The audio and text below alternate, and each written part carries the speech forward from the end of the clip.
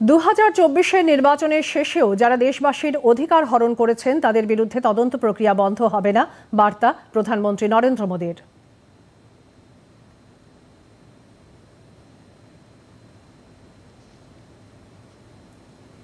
এক হিন্দি দৈনিক সংবাদ মাধ্যমকে দেওয়া সাক্ষাৎকারে তিনি বলেন, তৃতীয় দফার কার্যকালের সময় এই তদন্ত প্রক্রিয়ায় আরও গতি আসবে।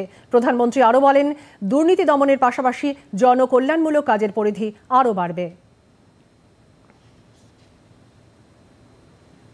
তিনি আরও বলেন, 2014 সালে সরকার গঠনের সঙ্গে সঙ্গে দুর্নীতি নির্মূল করতে বিভিন্ন পদক্ষেপ নেওয়া হয়েছিল। এর ফলে 3.25 লক্ষ কোটি টাকা এখন দুর্নীতিগ্রস্তদের হাত থেকে রক্ষা পেয়ে সরাসরি উপভোক্তাদের কাছে পৌঁছে যাচ্ছে। দুর্নীতি ধ্বংস করতে তদন্ত প্রক্রিয়া এগিয়ে নিয়ে যেতে সরকার প্রতিশ্রুতিবদ্ধ। এমনকি যেসব রাজ্যে বিজেপি ক্ষমতায় রয়েছে সেখানেও যদি কোনো দুর্নীতি হয় তার বিরুদ্ধেও পদক্ষেপ নিয়েছে সরকার। ইডির কাছে যত মামলা রয়েছে তার মধ্যে 3% ব্যক্তি রাজনীতির সঙ্গে যুক্ত। বাকি মামলায় আধিকারিক ও অন্যরা যুক্ত, এদের বিরুদ্ধেও তদন্ত চলছে। লোকসভা সংক্রান্ত এক প্রশ্নের উত্তরে প্রধানমন্ত্রী বলেন, বিরোধীরাও মেনে নিয়েছে যে পুনরায় এনডিএ সরকার ক্ষমতায় আসবে। কোনো কোনো দল বা ব্যক্তি ইভিএম নিয়ে অভিযোগ তুলছে, যা ঠিক নয়। বর্তমানে ভারত বিশ্বে 5ম বৃহৎ অর্থনীতির দেশ হিসেবে দ্রুত গতিতে এগিয়ে চলেছে।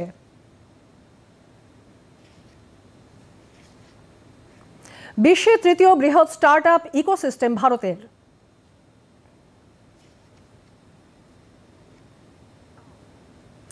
পাঁচশো বছর অপেক্ষার পর ভগবান শ্রীরাম অযোধ্যায় নিজের মন্দিরে বিরাজমান হয়েছেন।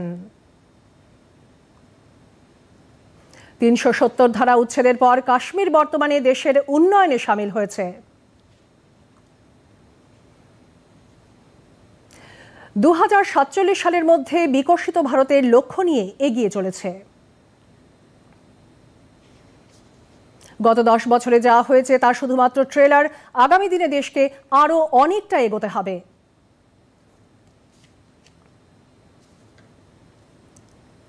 গত 10 বছরে বর্তমান সরকার যা কাজ করেছে তা পূর্বতন সরকারের কাছে অসম্ভব বলে মনে হয়েছিল।